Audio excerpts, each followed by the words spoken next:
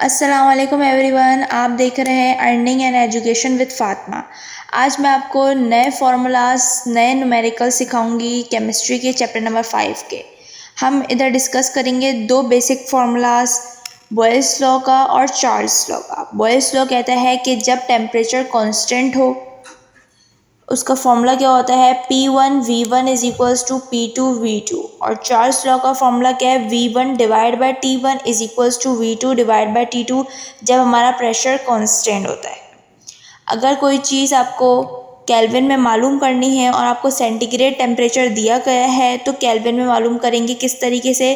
Centigrade के temperature के अंदर हम ऐड कर देंगे 273, तो हमारे पास केल्विन में टेम्परेचर आ जाएगा। और अगर केल्विन में टेम्परेचर दिया हुआ है और सेंटीग्रेड में मालूम करना है तो क्या करेंगे, केल्विन में से माइनस कर देंगे 273, देन आपका आंसर टेम्परेचर सेंटीग्रेड में आ जाएगा। 0 केल्विन वो बराबर होता है -273 डिग्री सेंटीग्रेड के। अब सब आप अपना पेज नंबर 119 खोल लें अपनी केमिस्ट्री बुक का, सिन बोर्ड की। पहला क्वेश्चन है, सेक्शन डी है न्यूमेरिकल्स का। तो पहला क्वेश्चन है, कन्वर्ट द फॉलोइंग यूनिट्स। हमें यूनिट्स को कन्वर्ट करना है। लिखा हुआ है 100 degree centigrade to kelvin. 100 degree centigrade को अब हमें केल्विन में कन्वर्ट करना है। तो हमें दिया क्या गया है, 100 डिग्री सेंटीग्रेड दिया गया है। केल्विन में करने के लिए हम क्या करते हैं, फॉर्मूला लगाएंगे। सेंटीग्रेड के अंदर हम ऐड कर देंगे 273, तो हमारा केल्विन निकल जाएगा। इसी तरह हमने देखा 100 में 273 को ऐड किया तो हमारे पास आंसर क्या आया, 373 केल्विन। नेक्स्ट है इसका 170 केल्विन को कन्वर्ट करना है डिग्री सेंटीग्रेड के अंदर। अब इसके अंदर उलट करना है, तो अब डिग्री सेंटीग्रेड में कैलकुलेट करना है। तो हम क्या करेंगे, केल्विन के अंदर जो टेम्परेचर दिया गया है 170 में से माइनस कर देंगे 273। आपका आंसर टेम्परेचर का आ जाएगा डिग्री सेंटीग्रेड के अंदर, और वो आंसर क्या है, 103 डिग्री। और भी इसके पार्ट्स हैं जो आप खुद से कमेंट बॉक्स में करके मुझे आंसर बताएंगे। क्वेश्चन नंबर 2 है, हमें दिया गया है वॉल्यूम 90 सेंटीमीटर क्यूब का। दूसरा दिया गया है वॉल्यूम 2, एक और वो 120 सेंटीमीटर क्यूब दिया गया है। तीसरा टेम्परेचर दिया गया है, पहला 33 डिग्री सेंटीग्रेड, और मालूम करने बोला है कि टेम्परेचर T2 निकालें। तो अकॉर्डिंग टू चार्ल्स लॉ के मुताबिक प्रेशर कांस्टेंट है ना, तो इसका फॉर्मूला क्या होता है, V1 divide by T1 is equals to V2 divide by T2। तो हमें T2 चाहिए था, तो हमने पहले इनकी वैल्यूज पुट कर दी। V1 की जगह 90 रखा, T1 की जगह 33 रखा, V2 की जगह 120 रखा, एंड T2 की जगह सिर्फ T2 रखा, क्योंकि हमें ये मालूम करना है। आप T2 की जगह x भी सपोज करके लिख सकते हैं। देन हमने क्रॉस मल्टीप्लाई करा तो T2 मल्टीप्लाई हो रहा है 90 से, फिर इक्वल का निशान आएगा, फिर 120 जो है वो मल्टीप्लाई हो रहा है 33 से। देन हमने T2 और 90 ऐसी रहा, पहले हमने इक्वल के बाद हमने सॉल्व किया राइट हैंड साइड को, तो 120 को मल्टीप्लाई करा 33 से, तो हमारा आंसर आया 3960। देन T2 90 से मल्टीप्लाई हो रहा था, वो फर्दर इक्वल के जब बाद जाएगा तो वहाँ पे जब जाएगा तो वो डिवाइड में चले जाएगा। तो 3960 को डिवाइड करेंगे जब 90 से, तो हमारा डिग्री सेंटीग्रेड जो आएगा वो आएगा 44 डिग्री सेंटीग्रेड।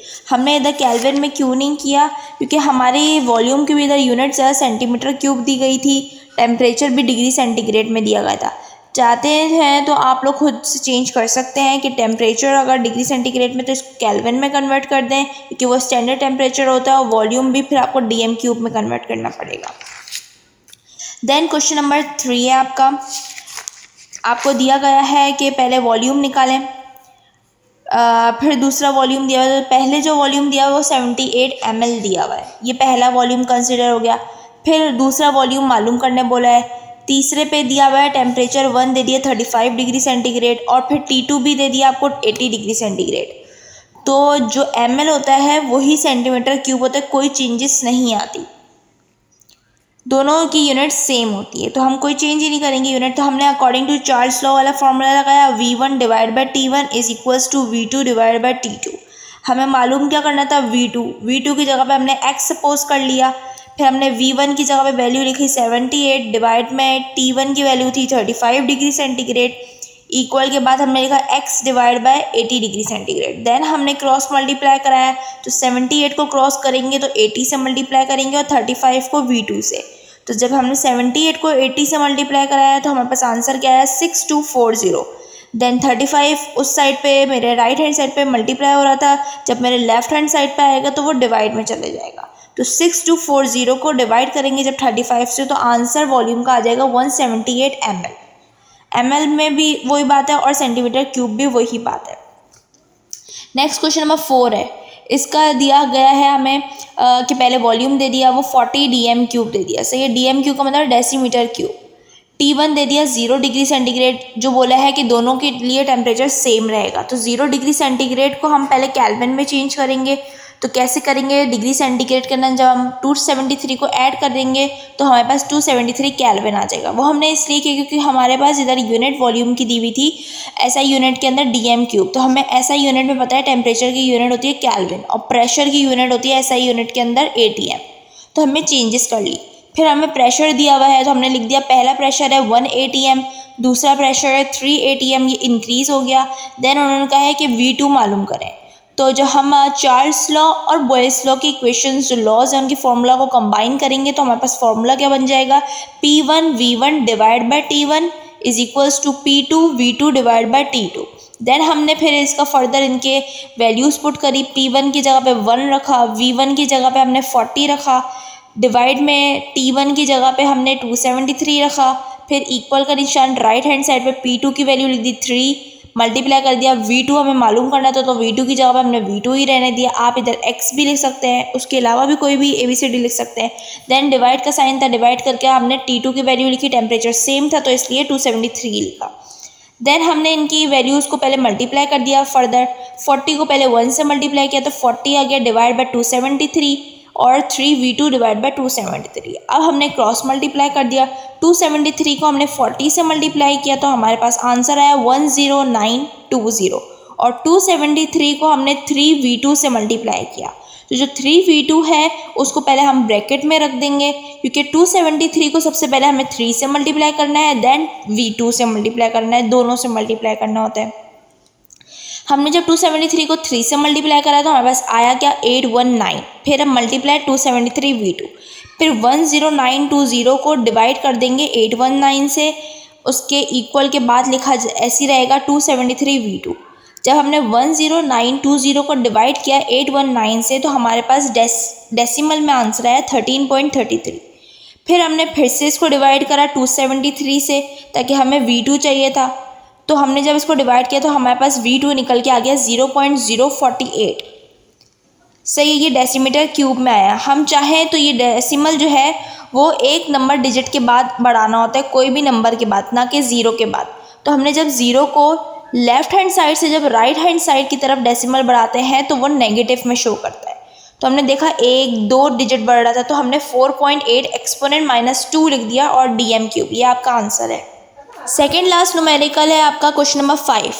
उसमें सबसे पहले आपको दिया गया है वॉल्यूम, तो हमने लिख दिया 800 सेंटीमीटर क्यूब। दूसरा वॉल्यूम दे दिया 250 सेंटीमीटर क्यूब। आप देख रहे हैं कितना डिफरेंस है वॉल्यूम में, सही है, डिक्रीज हो रहा है वॉल्यूम। फिर P1 प्रेशर दे दिया हमें 750 mm और P2 मालूम करना है।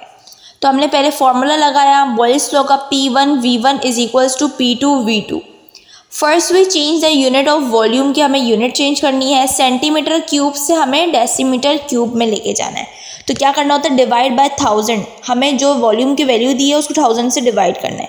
Second we change the unit of pressure. अब प्रेशर की जो mmHg यूनिट दी हुई है इसको भी हमें चेंज करना है, वो ATM में लाना है क्योंकि ऐसा यूनिट होती है। तो हमने क्या करा, डिवाइड बाय 760 से हमने डिवाइड कर दिया इनकी वैल्यू। तो हमारे पास आंसर आ गया कि हमने इनकी वैल्यूज़ पुट कर दी। वॉल्यूम अब हमारा हो गया 0.8 DM क्यूब और दूसरा वॉल्यूम हो गया 0.25 DM क्यूब। प्रेशर हमारे पास हो गया 0.784, दूसरा प्रेशर हमें मालूम करना था। हमने इनकी वैल्यूज़ इनकी जगह पे पुट करी तो 0.98 को मल्टीप्लाई करेंगे 0.8 से तो हमारे पास आंसर आएगा 0.784। देन हम P2 को मल्टीप्लाई करेंगे 0.25 से तो वो वैसी का वैसी रहा। अब हमें P2 चाहिए तो हमने 0.25 को लेफ़्ट हैंड साइड पे 0.78 से डिवाइड कर दिया। देन हमारा ये P2 निकल जाएगा, P2 की वैल्यू आ जाएगी 3.14 ATM, ये आपका आंसर। और लास्ट न्यूमेरिकल इस चैप्टर का, उसमें प्रेशर दिया गया है पहला 8 ATM, फिर प्रेशर हो गया 6 ATM, मतलब डिफरेंस आ रहा है, मतलब कम हो रहा है, सही है। फिर वॉल्यूम दे दिया हमें 15 लीटर और V2 मालूम करने दे दिया। अब 1 लीटर बराबर होता है 1 क्यूबिक डेसीमीटर क्यूब के, सही है, मतलब 1 DM क्यूब के बराबर होता है 1 लीटर। तो लीटर की हम वैल्यू को चेंज, मतलब यूनिट को चेंज नहीं करेंगे, क्योंकि लीटर और डेसीमीटर क्यूब दोनों सेम होते हैं SI यूनिट के अंदर। नेक्स्ट हमने क्या करा, मल्टीप्लाई द वॉल्यूम बाय 1। जैसे कि इसका फॉर्मूला अगर हम चेंज नहीं कर रहे तो क्या है, 15 को मल्टीप्लाई कर दें 1 से तो ये 1 सेंटीमीटर DM क्यूब बन जाएगा। देन इसका हमने लगाया formula P1 V1 is equals to P2 V2। P1 की वैल्यू पुट करी 8, V1 की वैल्यू पुट करी 15, P2 की वैल्यू पुट करी 6, V2 मालूम करना था, उसकी जगह पे V2 सपोज कर लें या फिर X सपोज कर लें। 8 को जब हमने 15 से मल्टीप्लाई करा है तो हमारे पास आंसर आया 120। 6 वहाँ पे V2 से मल्टीप्लाई हो रहा था, जब हम उसको लेफ्ट हैंड साइड पे लेके आएंगे तो वो डिवाइड में आ जाएगा। तो 120 को जब हमने 6 से डिवाइड किया तो हमारी वैल्यू V2 आ गया 20 लीटर। ये हमारा आंसर है। उम्मीद है कि आपको मेरा लेक्चर पसंद आया होगा। So please click on the subscribe button and don't forget to click the bell icon. और मुझे कमेंट करके आंसर ज़रूर बताइएगा। जो एक्सरसाइज के जो पार्ट रह गए हैं वो आप लोग ज़रूर करिएगा। बहुत बहुत शुक्रिया। अल्लाह हाफिज़।